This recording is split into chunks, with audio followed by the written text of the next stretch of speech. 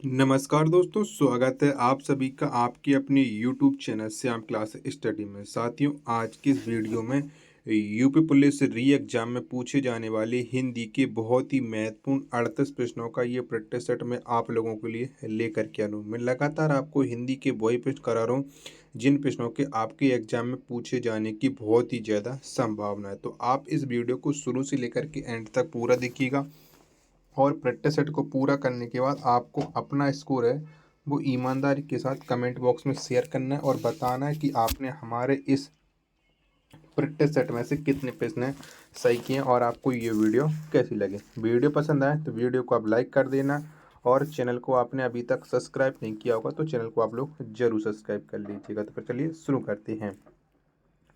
तो प्रश्न संख्या 39 है आपके सामने कि निम्नलिखित में से कौन सी भाषा देवनागरी लिपि में लिखी जाती है। तो कौन सी भाषा लिखी जाती है। प्रश्न संख्या 39 का राइट आंसर क्या हो जाएगा। तो मराठी जो भाषा है ये देवनागरी लिपि में लिखी जाती है। 39 का राइट आंसर ऑप्शन संख्या सी इस प्रश्न का राइट आंसर है हो जाएगा। प्रश्न संख्या 40 है आपके सामने कि हिंदी किसी एक रूप भाषा का नाम है होकर एक भाषा परंपरा का नाम है, यह कथन किसका है। तो ये कथन किसके द्वारा दिया गया ये आपको बताना है। प्रश्न संख्या 40 का राइट आंसर है क्या हो जाएगा। तो ये जो कथन है वो कथन है हजारी प्रसाद द्विवेदी का। 40 का आंसर ऑप्शन संख्या बी इस प्रश्न का राइट आंसर है हो जाएगा। प्रश्न संख्या 41 है आपके सामने कि हिंदी की विशिष्ट बोली ब्रज भाषा किस रूप में सबसे अधिक प्रसिद्ध है। तो ये कौन से रूप में सबसे अधिक प्रसिद्ध है हिंदी की विशिष्ट बोली ब्रज भाषा। तो ये काव्य भाषा में सबसे अधिक है। 41 का राइट आंसर ऑप्शन संख्या डी इस प्रश्न का राइट आंसर है हो जाएगा। अगला प्रश्न प्रश्न संख्या 42 है कि हिंदी वर्णमाला में मूल स्वर कितने हैं। तो कितने हैं। तो हिंदी भाषा में जो मूल स्वर हैं वो आपको पता है कितने 4 हैं। तो 42 का राइट आंसर ऑप्शन संख्या बी इस प्रश्न का राइट आंसर है वो हो जाएगा। प्रश्न संख्या 43 है कि ज्ञ वर्ण किन वर्णों के संयोग से बना है। तो ये कौन से वर्णों के संयोग से बना है। तो ज्ञ ज्ञान ये आधा जा और इंज्ञ दो वर्णों के मिलकर बना हुआ है। यानी 43 के जो राइट आंसर है वो ऑप्शन संख्या बी इस प्रश्न का राइट आंसर है हो जाएगा। प्रश्न संख्या 44 है आपके सामने कि अशुद्ध बरतनी वाला शब्द है। तो इनमें से किसकी बरतनी है जो अशुद्ध है ये आपको बताना है। यानी 3 बरतनियाँ शुद्ध लिखी हैं तो चौथी कौन सी अशुद्ध है। तो ये समुज्ज्वल जो बरतनी है ये अशुद्ध है। 44 का राइट आंसर ऑप्शन संख्या डी इस प्रश्न का राइट आंसर है वो हो जाएगा। प्रश्न संख्या 45 है आपके सामने कि अशुद्ध बरतनी वाला शब्द है। तो इनमें से कौन से शब्द की बरतनी है जो अशुद्ध है वो आपको बताना है। तो फटाफट से प्रश्न संख्या 45 का राइट आंसर आप कमेंट बॉक्स में फेंक के मारो। तो इसका जो राइट आंसर हो जाएगा वो निश्चेष्ट हो जाएगा। क्या निश्चेष्ट हो जाएगा। 45 का राइट आंसर है ऑप्शन संख्या बी इस प्रश्न का राइट आंसर हो जाएगा। ये जो बरतनी है ये अशुद्ध है। प्रश्न संख्या 46 है आपके सामने कि निम्नलिखित में से किस शब्द में उपसर्ग नहीं है। तो इनमें से एक शब्द है उसमें उपसर्ग नहीं है। तो कौन सा शब्द में उपसर्ग नहीं है ये आपको बताना है। तो फटाफट से प्रश्न संख्या 46 का राइट आंसर आप बताइए। तो अधिकतर क्या जो अधिकतर लिखा है इसमें उपसर्ग नहीं है, बाकी के सभी शब्दों में उपसर्ग लगा है। ऑप्शन संख्या ई इस प्रश्न का राइट आंसर है हो जाएगा। प्रश्न संख्या 47 है आपके सामने कि निम्नलिखित में से किस शब्द में प्रत्यय लगा हुआ है। तो बता इनमें से कौन से शब्द में प्रत्यय लगा हुआ है। तो चिड़चिड़ाहट इसमें आहट प्रत्यय लगा हुआ है। 47 का राइट आंसर है ऑप्शन संख्या बी इस प्रश्न का राइट आंसर है हो जाएगा। प्रश्न संख्या 48 है आपके सामने कि पर्यायवाची शब्द का अर्थ है। तो क्या होता है पर्यायवाची शब्द का ये आपको बताना है। तो पर्यायवाची शब्द का जो अर्थ होता है वो होता है समानार्थी। क्या होता है समानार्थी होता है। 48 का आंसर ऑप्शन संख्या बी ऑप्शन संख्या डी इस प्रश्न का राइट आंसर है हो जाएगा। प्रश्न संख्या 49 है कि निम्नलिखित में से कौन सा शब्द अरविंद का पर्यायवाची नहीं है। तो इनमें से एक शब्द है वो अरविंद का नहीं है। तो कौन सा नहीं है। तो मिलिंद। क्या जो मिलिंद शब्द है ये अरविंद का पर्यायवाची नहीं है। 49 का राइट आंसर है ऑप्शन संख्या ई इस प्रश्न का राइट आंसर है वो हो जाएगा। निर्देश दिए गए प्रश्न संख्या 50 और 51 नीचे दिए गए विकल्पों के लिए दिए गए विकल्पों में से सही विकल्प चुनें। तो इनमें से आपको सही बताना है कि कौन सा हो जाएगा।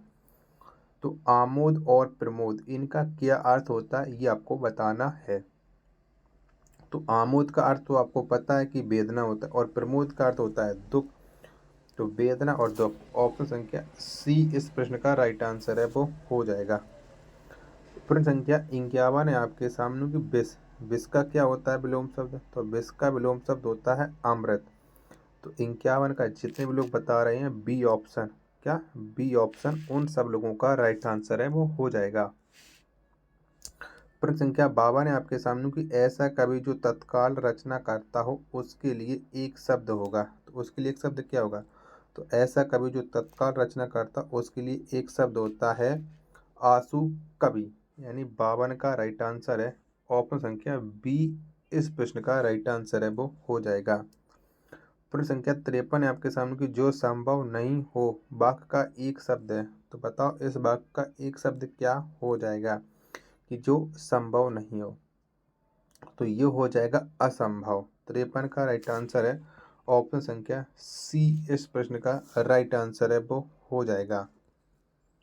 अगला प्रश्न प्रश्न संख्या 54 है आपके सामने की जिसके हृदय पर आघात हुआ हो वाक्यांश के लिए उपयुक्त शब्द होगा। तो इसके लिए उपयुक्त शब्द कौन सा हो जाएगा? प्रश्न संख्या 54 का राइट आंसर तो मर्माहत। क्या इसके लिए जो एक शब्द हो जाएगा वो मर्माहत हो जाएगा।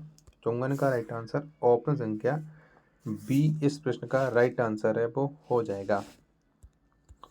प्रश्न संख्या 55 है आपके सामने कि मुझे किस प्रकार का सर्वनाम है।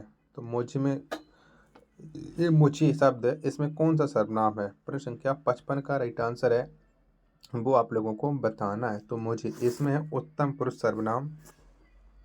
55 का राइट आंसर है वो ऑप्शन संख्या ए इस प्रश्न का राइट आंसर है, वो हो जाएगा। चलिएगा प्रश्न संख्या 56 है आपके सामने की परिणामवाचक क्रिया विशेषण का वाक्य क्या होगा। तो इनमें से कौन सा वाक्य है जिसमें परिणामवाचक क्रिया विशेषण है? प्रश्न संख्या 56 का राइट आंसर है वो क्या हो जाएगा?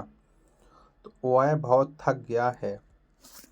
क्या वह बहुत थक गया, इसमें है परिणामवाचक क्रिया विशेषण। 56 का राइट आंसर है वो ऑप्शन संख्या ई इस प्रश्न का राइट आंसर है, वो हो जाएगा। प्रश्न संख्या 57 है आपके सामने कि निम्नलिखित में से कौन सा वाक्य शुद्ध है। तो इनमें से कौन सा वाक्य है जो शुद्ध है? प्रश्न संख्या 57 का राइट आंसर है वो आप लोगों को बताना है। तो प्रत्यक्ष को प्रमाण की आवश्यकता नहीं होती, यानी जो ऑप्शन संख्या सी है इसमें ये शुद्ध वाक्य है।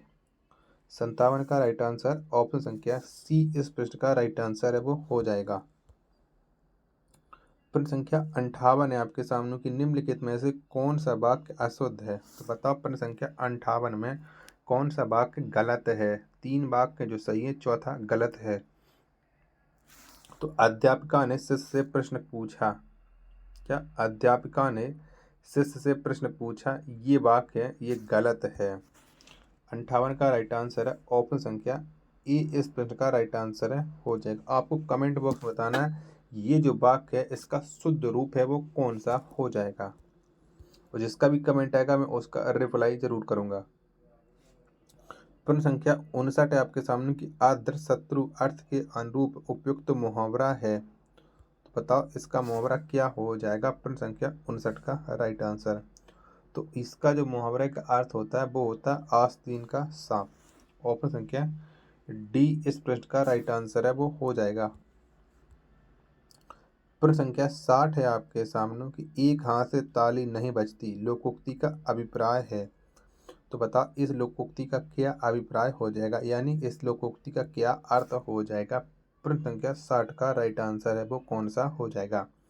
तो इसका जो अर्थ होता है वो शत्रुता दोनों पक्षों की गलती से होती है।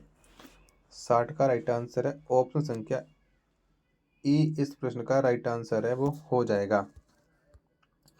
प्रश्न संख्या 61 है आपके सामने कि शांत रस की उत्पत्ति कब होती है। तो कब होती है शांत रस की उत्पत्ति? तो संसार से वैराग्य होने पर शांत रस की उत्पत्ति होती है। 61 का राइट आंसर है वो ऑप्शन संख्या ए इस प्रश्न का राइट आंसर है, वो हो जाएगा। प्रश्न संख्या 62 है आपके सामने कि सुन सिए सत्य असीस हमारी पूजहि मन कामना तुम्हारी। उपयुक्त पंक्ति में कौन सा छंद है? तो बताओ इस पंक्ति में कौन सा छंद हो जाएगा? प्रश्न संख्या 62 का राइट आंसर है वो कौन सा हो जाएगा कि सुन सिए सत्य असीस हमारी। तो इसमें जो छंद हो जाएगा वो हो जाएगा चौपाई। और आज आप इसकी मात्रा निकालोगे तो प्रत्येक चरण में आपको 16 मात्राएं निकलेंगी। तो 62 का जो राइट आंसर है वो ऑप्शन संख्या डी इस प्रश्न का राइट आंसर है वो हो जाएगा। कमल नयन में अलंकार है, तो बताओ कमल नयन में कौन सा अलंकार है? प्रश्न संख्या 63 का राइट आंसर है वो आपको बताना है। तो कमल नयन, इसमें जो अलंकार है वो है रूपक अलंकार। 63 का आंसर ऑप्शन संख्या ई इस प्रश्न का राइट आंसर है वो हो जाएगा। चलिएगा अगला प्रश्न है आपके सामने, ये है प्रश्न संख्या है 64। क्या प्रश्न संख्या 64 है कि निम्नलिखित में से कौन सा शब्द एक वचन नहीं है? यानी वो शब्द है वो बहुवचन है, वो आपको बताना है। तो समाचार, क्या जो समाचार है ये एक वचन नहीं है, ये बहुवचन शब्द है। 64 का राइट आंसर ऑप्शन संख्या डी इस प्रश्न का राइट आंसर है वो हो जाएगा। प्रश्न संख्या 65 है आपके सामने कि आंसू का बहुवचन क्या होगा? तो कौन सा हो जाएगा आंसू का बहुवचन? 65 का राइट आंसर है वो आपको बताना है। तो आंसू का बहुवचन होता है आंसुओं, यानी ऑप्शन संख्या सी इस प्रश्न का राइट आंसर है वो हो जाएगा। 66 है आपके सामने, घोटक का तद्भव रूप क्या है?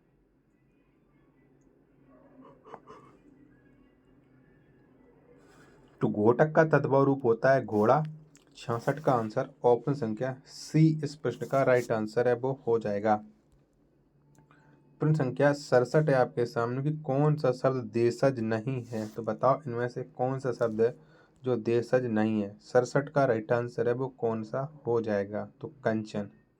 क्या कंचन ये देशज शब्द नहीं है, बाकी कजोट कंजर करवट ये सारे शब्द हैं जो देशज हैं। तो 67 का राइट आंसर है वो ऑप्शन संख्या ई इस प्रश्न का राइट आंसर है वो हो जाएगा। प्रश्न संख्या 68 है आपके सामने कि अमूल्य, अमूल और अमूल्य शब्दों का सही अर्थ युग्म चुनिए। तो बताओ इसका क्या हो जाएगा सही अर्थ? अमूल और अमूल्य। तो अमूल का अर्थ होता है बेजड़ और अमूल्य का अर्थ होता है अनमोल। तो यानी ऑप्शन संख्या 68 का बी इस प्रश्न का राइट आंसर है वो हो जाएगा। प्रश्न संख्या 69 है आपके सामने कि निम्नलिखित में से पुल्लिंग शब्द है? तो बताओ इनमें से कौन सा शब्द है जो पुल्लिंग है? प्रश्न संख्या 69 का राइट आंसर है क्या हो जाएगा?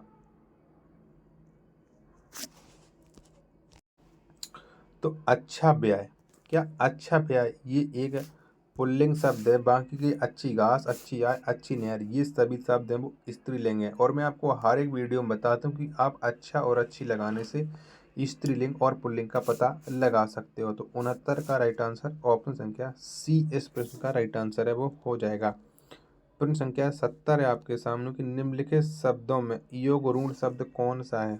तो बताओ इनमें से कौन सा हो जाएगा योग ऋण शब्द? तो चक्रपाणी। क्या चक्रपाणी जो शब्द है ये योग ऋण है। 70 का राइट आंसर है ऑप्शन संख्या ई इस प्रश्न का राइट आंसर है वो हो जाएगा। तो साथियों आज के प्रैक्टिस सेट में इतने प्रश्न, बाकी के जितने प्रश्न थे वो थे गद्यांश से, तो मैंने उसको लिया नहीं क्योंकि गद्यांश तो हर लोग पढ़ करके उनके आराम से आंसर निकाल लेते हैं। तो फिर मिलते हैं अपने नेक्स्ट वीडियो में, तब तक के लिए धन्यवाद, जय हिंद।